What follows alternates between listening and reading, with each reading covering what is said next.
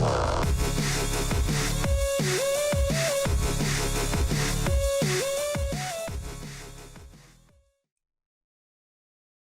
everybody, how's it going? Redeyedjedi here, and today I'm going over this article called What is DeFi?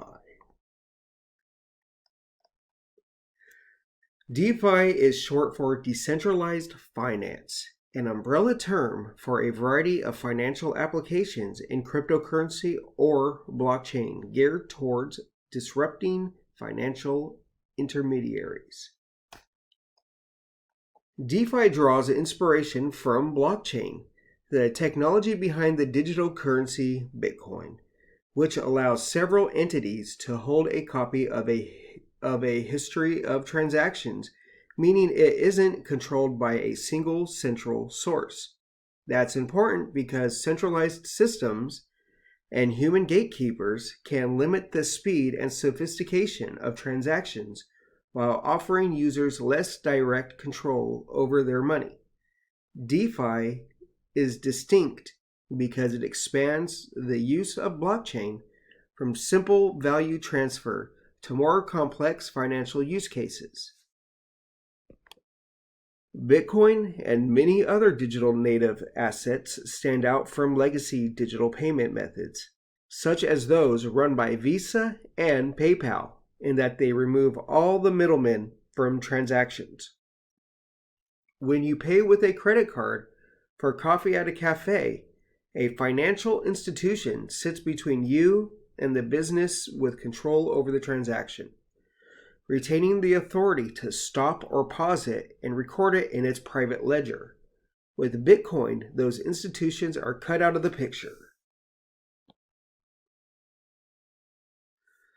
Direct purchases aren't the only type of transaction or contract overseen by big companies. Financial applications such as loans, insurance, crowdfunding, derivatives, betting, and more are also in their control.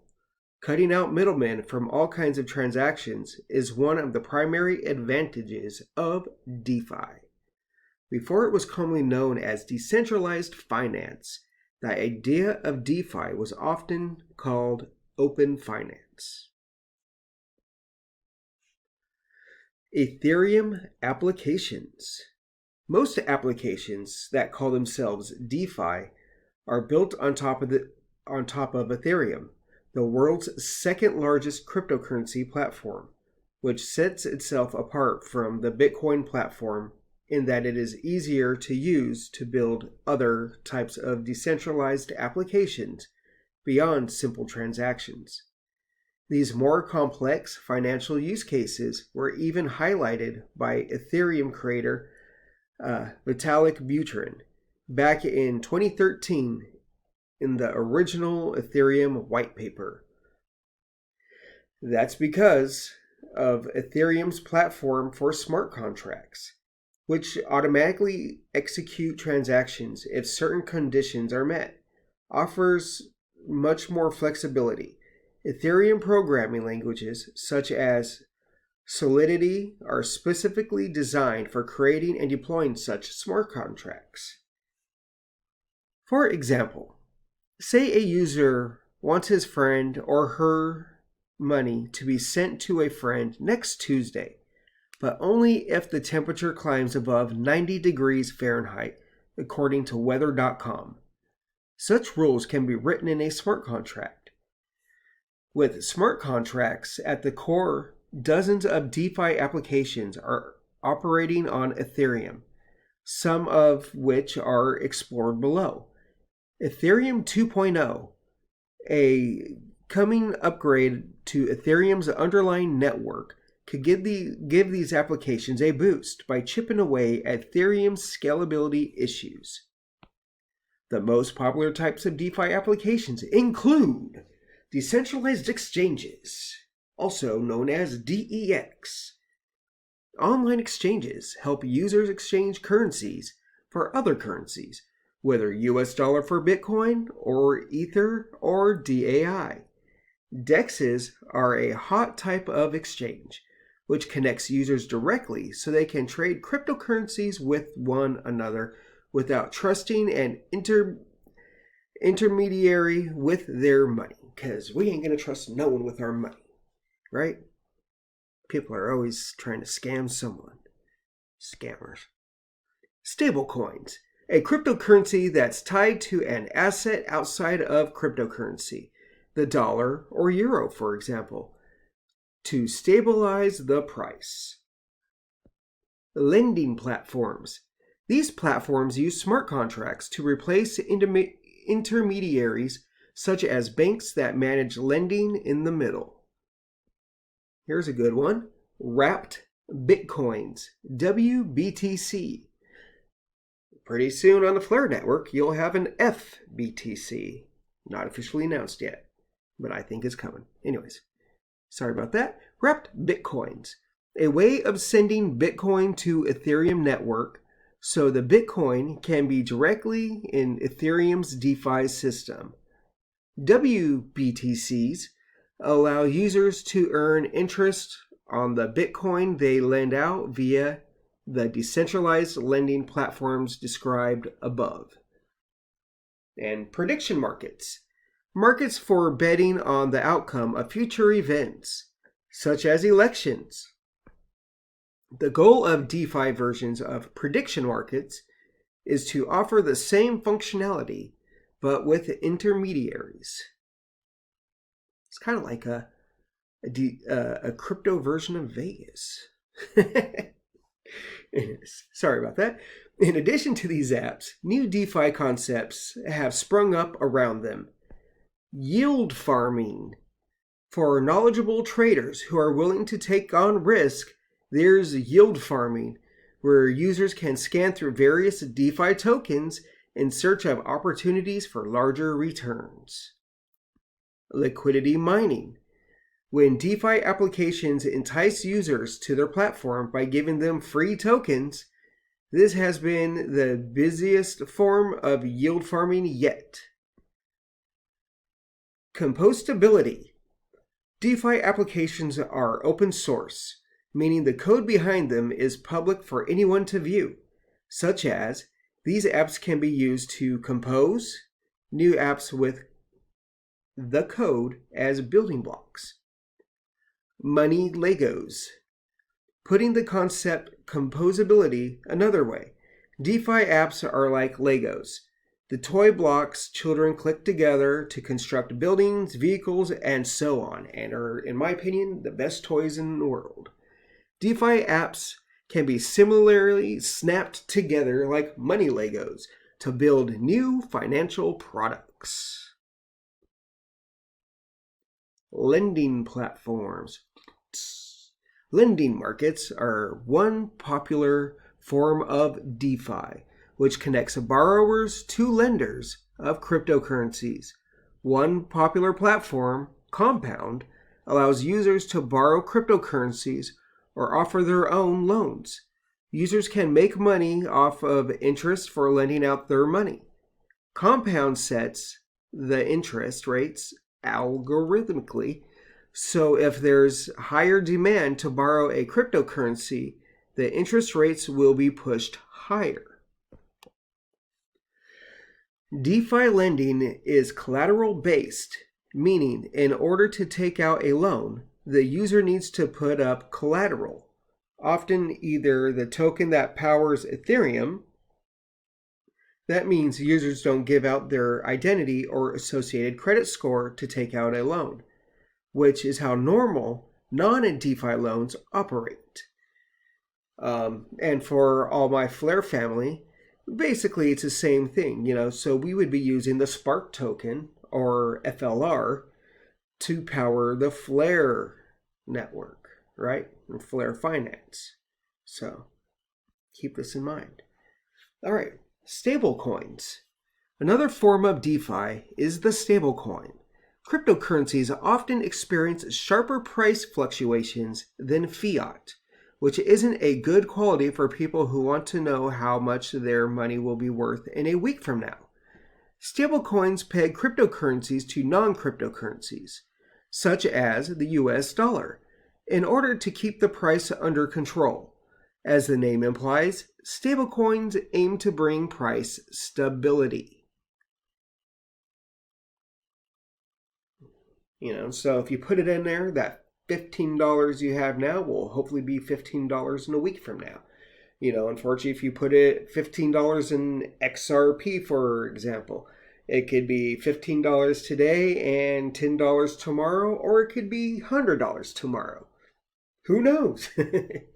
So, difference between stablecoin and cryptocurrency. All right, prediction markets. One of the oldest DeFi applications living on Ethereum is a so-called prediction market, where users bet on the outcome of some event, such as, will Donald Trump win the 2020 presidential election? The goal of the participants is obviously to make money, though prediction markets can sometimes better predict outcomes than conventional methods like polling. Centralized prediction markets with good track records in this regard include InTrade and Predictit. DeFi has the potential to boost interest in prediction markets since they are traditionally frowned upon by governments and often shut down when run in a centralized manner. Again, kind of just sounds like Vegas, put some money on it. Well, who's going to win the Derby? DeFi facts. How do I make money with DeFi? The value locked up in Ethereum DeFi projects has been exploding, with many users reportedly making a lot of money. Using Ethereum-based lending apps, as mentioned above, users can generate passive income by loaning out their money and generating interest from the loans. Yield farming, described above, has the potential for even larger returns, but with larger risk. It allows for users to leverage the lending aspect of DeFi to put their crypto assets to work, generating the best possible returns. However, these systems tend to be complex and often lack transparency. Is investing in DeFi safe? Nope. It's risky. Many believe DeFi is the future of finance and that investing in the disruptive technology could lead to massive gains. But it's difficult for newcomers to separate the good projects from the bad, and there has been plenty of bad. As DeFi has increased in activity and popularity through 2020, many DeFi applications, such as meme coin, YAM, have crashed and burned, sending the market capitalization from 60 million to zero in 35 minutes. Woo! Other DeFi projects, including Hot Dog and Pizza, faced the same fate, and many investors lost a lot of money. Now, I love hot dog and pizza, but I don't see why a hot dog coin or a pizza coin would just go to waste, because I like pizza. I like hot dogs. Do they got a burger one too? All right. In addition, DeFi bugs are unfortunately still very common. Smart contracts are very powerful, but they can't be changed once the rules are baked into the protocol, which often makes bugs permanent and thus increasing risk.